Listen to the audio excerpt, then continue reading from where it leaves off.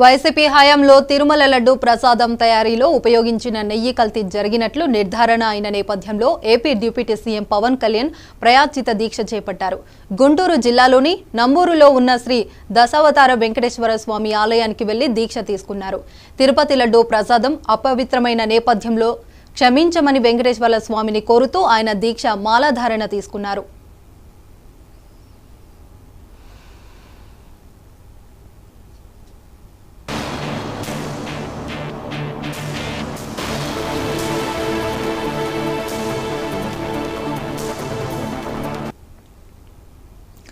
స్వామివారి ప్రసాదంలో కల్తీ జరుగుతుంటే హిందూ అధికారులు బోర్డు సభ్యులు ఎందుకు మాట్లాడలేదని పవన్ ప్రశ్నించారు. టీటీడీ ఉద్యోగులు సైలెంట్ గా ఉండి మహా అపరాధం చేశారని అందుకే తాను దీక్ష తీసుకున్నానని పవన్ చెప్పారు.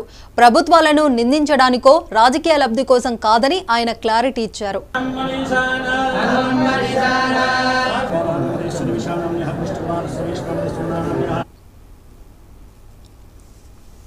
పరస్పర విశ్వాసాలను గౌరవించుకోవడం చాలా అవసరం.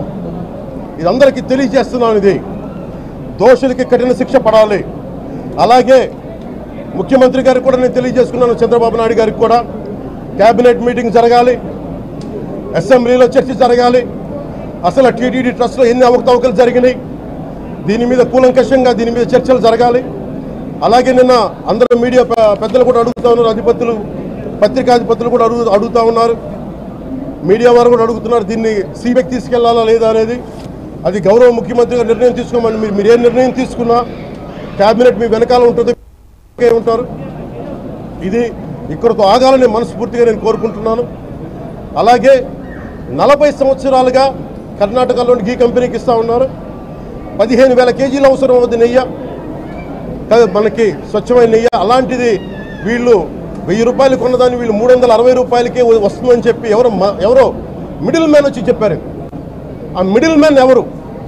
మీరు 1,00,000 లడ్డూలు మీరు అయోధ్యగా పంపించినప్పుడు మాట్లాడింది ఎవరు? చెక్ చేశారా? క్వాలిటీ చెక్ చేశారా? కోట్లాది మంది భగవంతుణ్ణి విశ్వాసం ప్రకటించే ప్రతి ఒక్కరి ఈ రోజున బాధకు గురయ్యారు. నాకు నిజంగా ఇంకో వేదన కూడా ఉంది. ఇది ఇంకొకరు నిందించట్లా.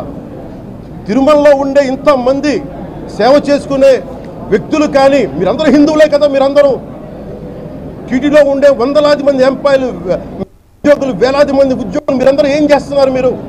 మీరు హిందువులు కాదా? మీరు స్వామివారికి అపవిత్రం జరుగుతూ ఉంటే మీరు కల్తీ నేచరు మీకు తెలిసి కూడా మీరు ఎందుకు కాముకున్నారు? భయపడ్డారా? వైసీపీ అంటే వైవి సుబ్బారెడ్డి గారంటే భయపడ్డారా? ధర్మారెడ్డి గారంటే భయపడ్డారా? ఏ స్వామి అయితే మీకు ఆశ్రయం ఇచ్చారో ఆ స్వామికి అపవిత్రం జరుగుతూ ఉంటే మీరందరూ కామ్గా కూర్చునే మీకు ఎలా వచ్చింది? మీకు ఇది నేను సాటి హిందువులను కూడా నేను ప్రశ్నిస్తున్నాను.